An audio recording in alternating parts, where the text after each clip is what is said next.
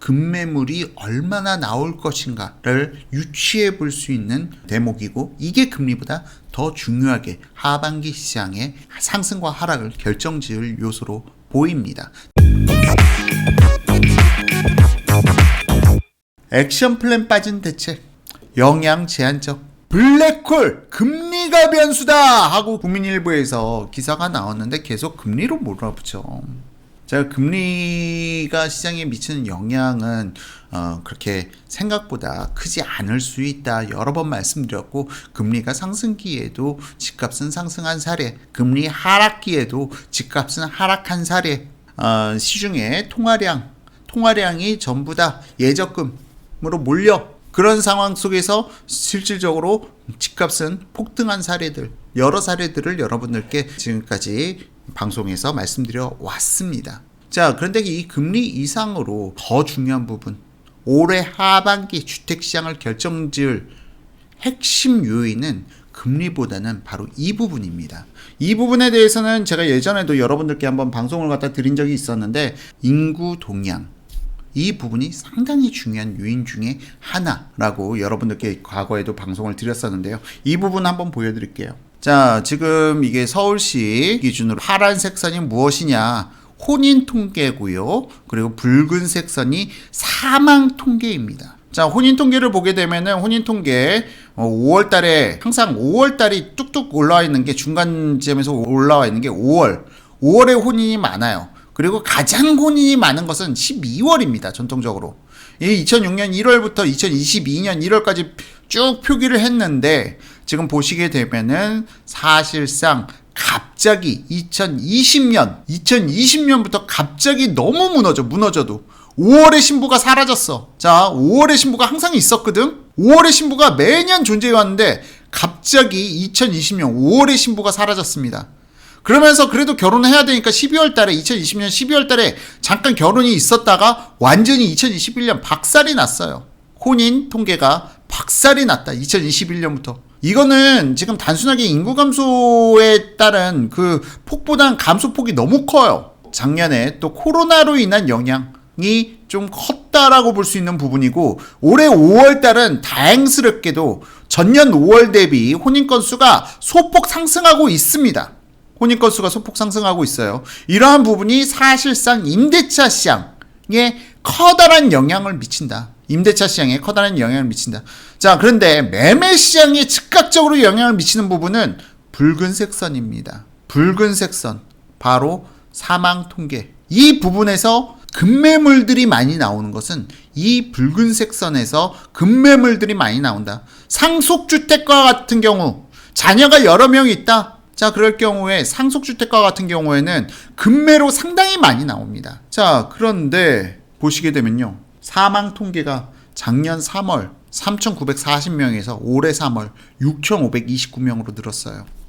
자, 이게 위드 코로나의 영향이라고 볼 수가 있습니다. 급증을 했어. 작년 3월 대비해서 거의 2,600명 사망이 더 늘었습니다. 여기서 상당 부분이 급매물로, 기존에 내가 거주하던 주택에 대한 급매물들이 상당 부분 나올 수가 있다는 부분. 자, 그러면은 지금 사실상 이러한 부분에 대해서 최근에 급매물들이 많이 나오는 주택 유형을 갖다 여러분들께서 좀 임장 좀 다녀보시고 부동산 좀 많이 돌아보신 분들은 분위기 금방 파악하셨을 거예요. 아니, 왜 이렇게 상속주택들이 급매물들이 많지, 비율이? 자, 이러한 영향도 있는 겁니다. 자, 그러면은 사실상 이 상속주택 이렇게 사망자가 좀 많이 늘었다는 부분에 대해서 사실은 서울의 월평균 거래량이 5,000건에서 6,000건 사이에서 거래량이 나온다면은 이게 시장에서 흡수가 그렇게 어려운 물량들이 아니에요. 그런데 문제는 지금 시장이 너무나도 위축됐다. 금리 때문에 폭락한다, 뭐 인구 절벽 때문에 폭락한다, 뭐 이런 온갖 공포성 기사들이 시중에 난무하다 보니까 거래량이 박살이 났어. 거래량이 지금 서울에서 얼마 나오는지 아시죠? 지금 1,000건도 안 넘을 것 같아. 7월달 전부 다 짓게 되면 1,000건도 안 넘을 거야, 지금.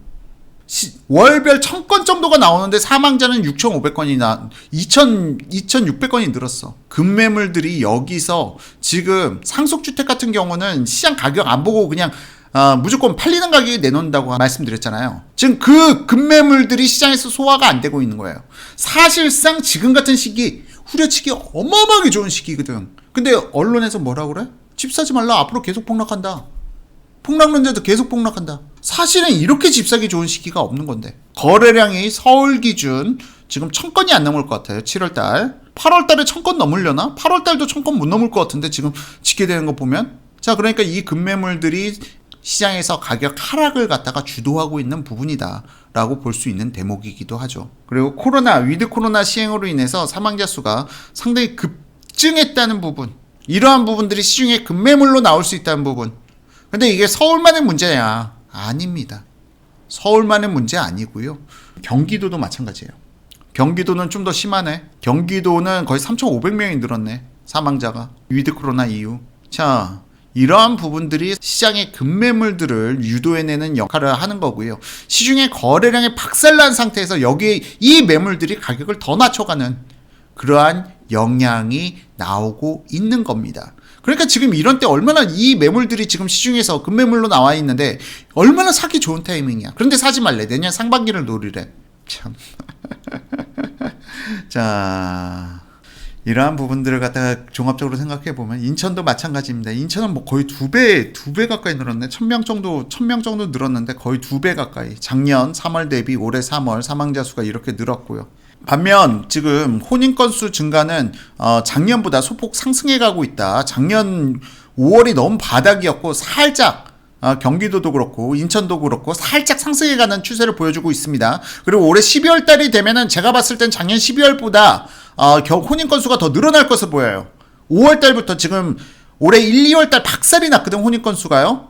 올해 1, 2월 달 혼인 건수 박살이 났습니다. 역대 최저 혼인 건수였어. 그런데 5월 달에 반등이 나타나고 있어요. 혼인 건수가. 그러면서 12월 달 혼인 건수는 지금 전년 12월보다 늘어날 것으로 보고 있어요. 저는. 왜? 지금 5월달 혼인 건수가 4월달부터 위드 코로나를 시작하고 사망자 수는 급격하게 늘었지만 혼인 건수는 다시 반등의 주짐을 보이고 있다는 부분. 아직 너무 데이터가 적어가지고 지금 뭐라고 세게 말씀드리긴 힘들지만 혼인 건수는 증가해가는 추세를 밟아갈 것이다. 자, 인천광역시 마찬가지고요. 그리고 대전광역시도 사망자 거의 2배 가까이 늘어난 부분. 대구광역시도 마찬가지. 이게 위드 코로나 이후 거의 전국적인 현상이었다. 부산광역시, 울산광역시, 광주광역시, 제주도까지. 자, 그러면은 지금 바로 이런, 그런데 우리가 공통적으로 보이는 부분이 바로 무엇이냐. 사망자 수가 급격하게 줄어들었다. 5월달 현재 4,172건까지 줄어들었습니다. 그런데 여전히 5월달 사망자 여전히 많은 수치예요. 그러면 올해 하반기에 부동산 시장을 결정지을 요인은 무엇일 것인가? 라는 부분을 봤을 때 금리보다는 바로 코로나에 달려있다.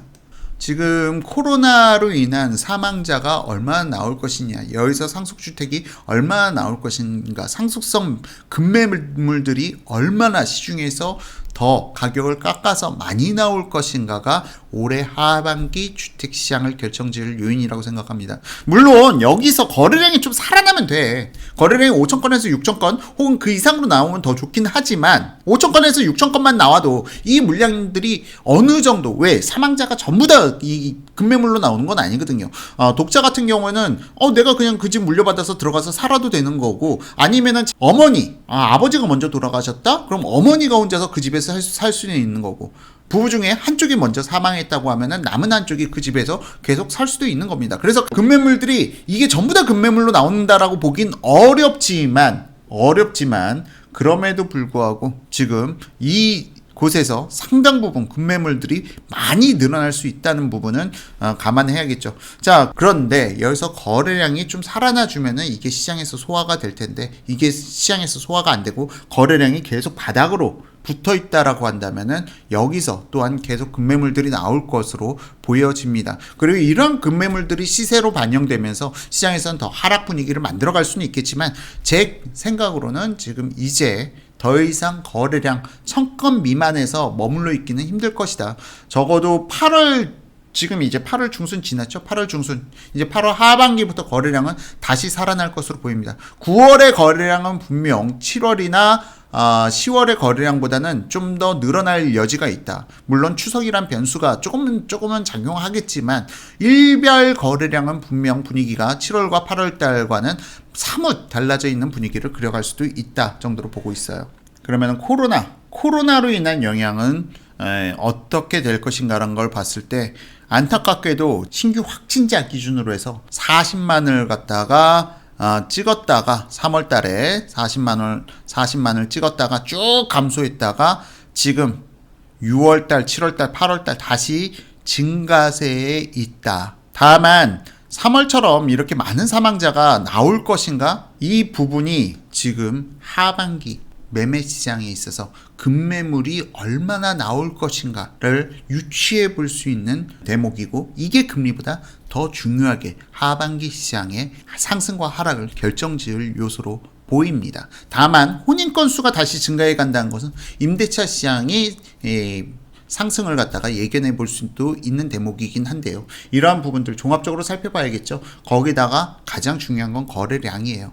계속 언론에서 이거 가지고 공포심리를 갖다 자극해. 그러면서 이러한 매물들이 시장에서 소화가 되지 못하고 급매로 계속 나온다라고 하면은 시장에서 부정적인 영향을 미치겠지만, 임대차 시장이 점점 다시 회복이 되어 간다고 하면은 이러한 부분들이 매매 쪽으로도 시장이 어느 정도 돌아설 수 있기 때문에 이러한 종합적인 부분은 거래량과 코로나 사망자 추이와 아주 밀접한 관계가 있다라고 볼 수 있을 것 같습니다. 언론에서는 금리가 변수라고 하지만 금리보다 더 직접적인 부분 수급이다. 지금 수급이 이러한 상황에서 변경이 되었다는 부분, 이러한 부분에 대해서 더 예의주시해야 한다라는 게 아포유의 개인적인 생각입니다. 어쨌든 이 부분에 대해서 사실상 위드 코로나로 인해서 사망자가 이렇게까지 급증할 것이다 라는 부분에 대해서는 아포유도 미처 예측을 못했던 부분이 있었고, 다만 이 부분이 급속도로 감소하고 있다? 그런데 문제는 다시 상승하고 있다. 코로나 감염자가 상승하고 재유행을 갖다가 좀 걱정해야 되는 상황이다. 그러면은 사망자는 비례해서 늘어날 거예요. 사망자는 비례해서 늘어날 건데, 거래량만 있어준다면 크게 문제가 안 되는 부분인데, 거래량이 이렇게 바닥의 시기에서 만약 사망자가 다시 증가한다라고 하면은 이거는 또 시장에서는 좀 부정적인 요인으로 바라볼 수 있을 것 같습니다.